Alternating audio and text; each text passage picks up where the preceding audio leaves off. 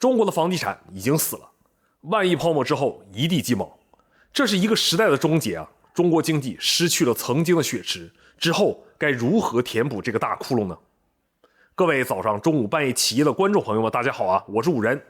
如果你喜歡我的節目，歡迎點讚關注。就在剛剛過去的1月份 ，A 股上市的房企交出的2025成績單簡直慘不忍睹。披露業績預告的27家上市房企裡，哪怕是行業標杆萬科，2025年預計虧損額也高達820億元。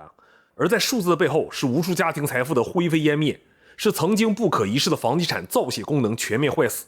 是那個曾經閉着眼買房就能發財的年代，已經徹底淪為歷史的塵埃了。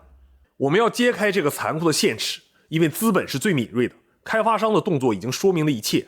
2025年，全國房地產開發投資額暴跌 17.2%， 房屋新開工面積更是下降了 20.4%， 這是一個極其尷尬的數据啊！這意味着開發商不是在收縮，而是在撤離啊！這是一場無聲的罷工，他們寧願躺平，也不願意再往這個無底洞裡扔1分錢。但這還不是最可怕的，最可怕的是數據的被雷。按理說，開發商已經自殺式的減產了，新開工的項目都砍了2成，庫存應該下降才对。可現實給了市場一記響亮的耳光。截止到2025年末，商品行待售面積不降反升，增長了 1.6%。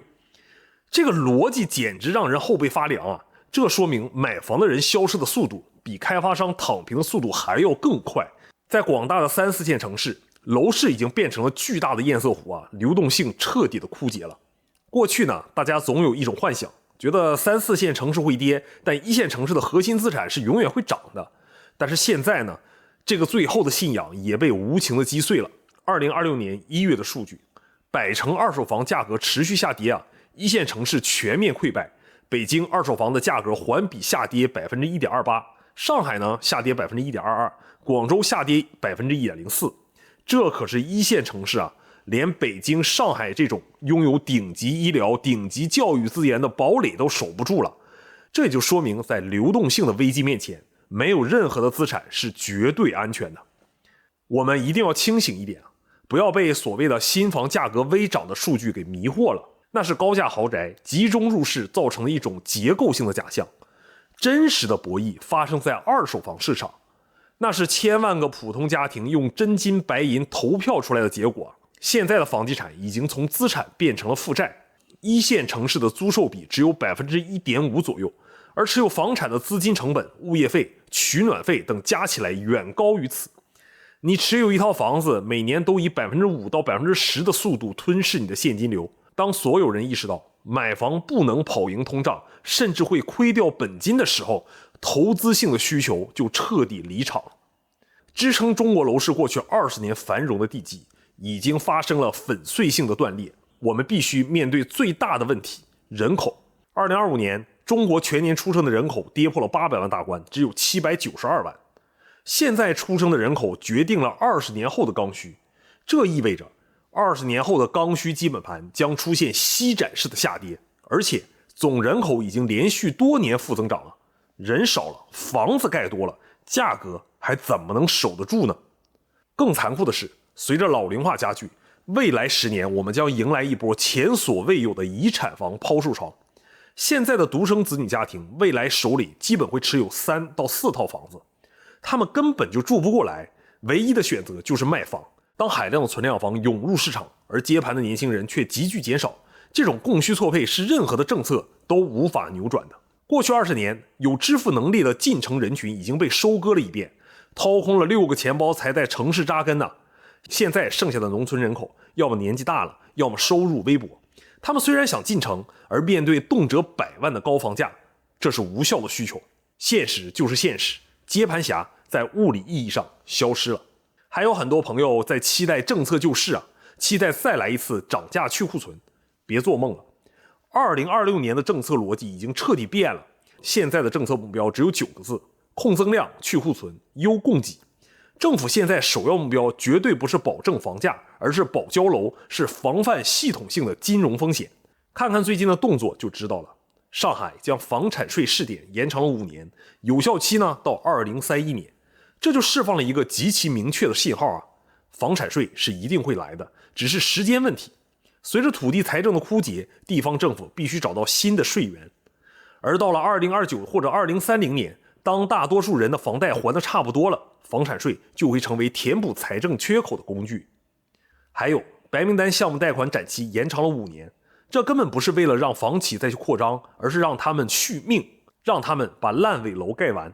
這叫以時間換空間，是為了避免債權瞬間崩盤，引發社會動盪。現在的中國房地產行業不行了，經濟也確實很痛。現在的經濟狀況就是冰火兩重天啊。房地產是冰的那一面，它關聯着幾十個上下游產業，它的衰退直接拖累了投資和消費。老百姓70%的財富都在房子上，房價一旦下跌，大家會覺得自己變窮了，自然也就不敢消費了，這就導致了通縮的壓力。過去的中國經濟增長依賴房地產帶動鋼鐵啊、水泥啊、家電等28個上下游企業，但是現在資金和政策的重心已經全面轉移至高技術壁壘、高附加值的行業了，比如人工智能和算力，這是新增長點和重中之重啊。包括半導體、芯片、傳感器、光模塊等硬件的基礎設施，這些是未來大國競爭的焦點。再比如新的不能再新的新能源，傳統的新三樣啊，電動車、鋰電池、光伏仍然是重要的，但15規劃更強調氫能、核聚變、固態電池和儲能技術，這些領域正在吸納大量的社會資本和信貸資源。還有高端製造和生命科學，機器人創新藥大量的健康產業正在成為新的吸金池，接捧房地產曾經的資金蓄水池功能。雖然房地產投資在2025年暴跌了 17.2%， 但填補這一缺口的方式也發生了質變。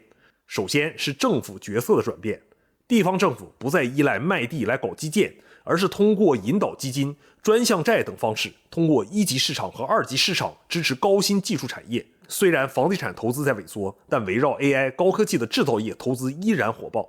同時呢，15規劃也定調了。2026年作為15開局之年，規劃中幾乎不再強調房地產的規模增長，而是聚焦於高科技作為核心增長點。未來的經濟增量將不再來自於鋼筋水泥的堆砌，而是來自技術突破帶來的全要素生產率的提升。雖然方向明確，但必須承認，新質生產力在短期內難以完成填補房地產留下的巨大真空。原因在於兩者對經濟的傳導機制不同。房地產佔中國居民家庭資產60%到70%，房價下跌直接導致全民財富縮水，而目前中國股市在居民財富中的配置比例仍是個位數，科技企業的紅利尚未普惠到普通家庭。另外，房地產和相關行業是勞動密集型產業，吸納海量的就業，而 AI、芯片等新質生產力行業是資本密集型和技術密集型，對高素質人才要求大，但普通勞動力的吸納能力相对有限。同時，溢出效应不如房地產廣泛。不管如何，中國房地產泡沫是徹底破滅了。本質上，這是一場痛苦的換血。過去靠房地產吃快錢賺大錢的時代結束了。未來中國經濟將依賴硬科技、高端製造業和綠色能源來賺取全球產業鏈上游的利潤。這一輪大洗牌之後，活下來比什麼都重要。保持現金流，苟住工作，降低負債，唯有踏踏實實的生活才是最大的真理。好了，本期視頻就差不多了。我是五人，如果你喜歡我的節目，歡迎訂閱點讚，我們下期再見。